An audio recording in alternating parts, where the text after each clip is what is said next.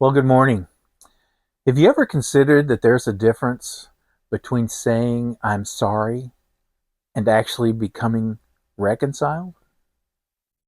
If you think about it, one ends a fight, the other restores a relationship. In our reading today, Paul says something very stunning.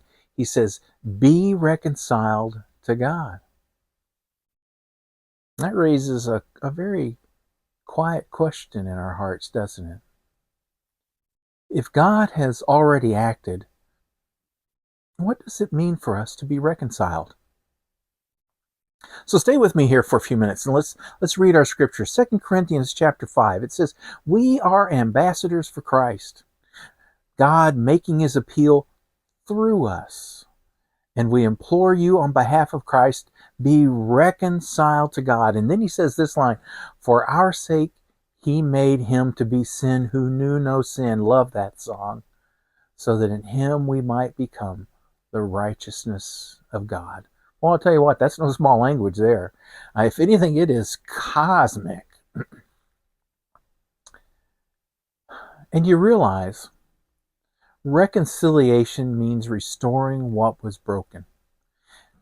And this reconciliation and restoration assumes that there's a distance, there was a fracture. And here's what's profound about all this. Paul doesn't say, reconcile God to you. He says, you be reconciled to God.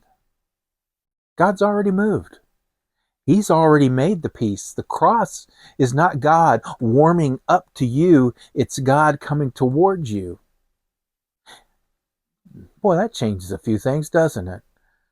Makes you think that sometimes the theology we see in our movies is really kind of off.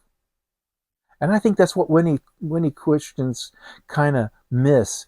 It's reconciliation isn't God lowering the temperature. It's God making a way. The barrier in all this isn't his reluctance. It's our resistance. Think about that. He made him to be sin who know no sin. Jesus didn't come merely to sympathize with sinners. He stood in their place, our place, my place. Your guilt, my guilt, our shame, your failure, my failure. Placed it all on him. And in exchange, we get his righteousness. And that's not behavior modification. That's divine exchange. That's what we call justification. And that's why Lent always bends itself toward Good Friday.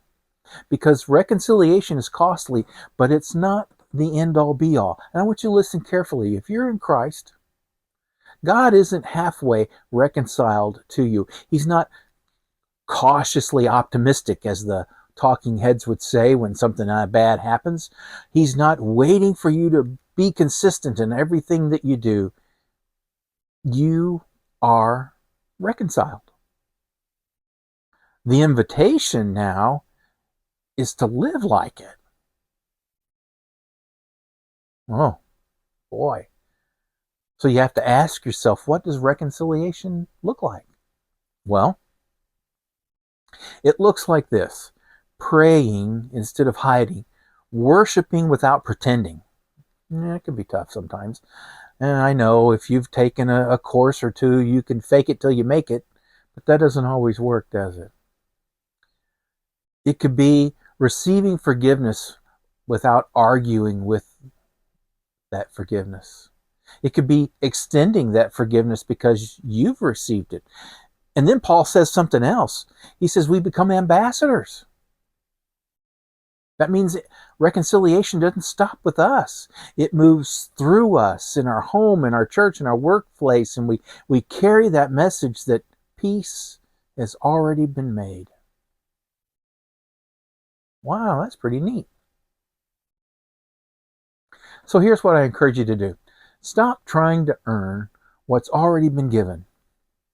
Just say this quietly: I receive your peace.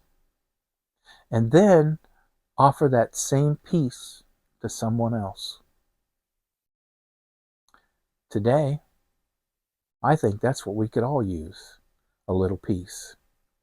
And with that, let's pray. Well, Lord Jesus, you became sin for me, and you made peace through the cross. Help me live reconciled.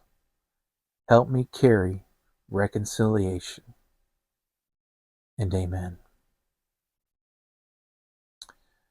Well, remember, you're not fighting for God's favor. You're living from it. And may his peace be with you. And the Lord bless you and keep you. And I'll see you on the way.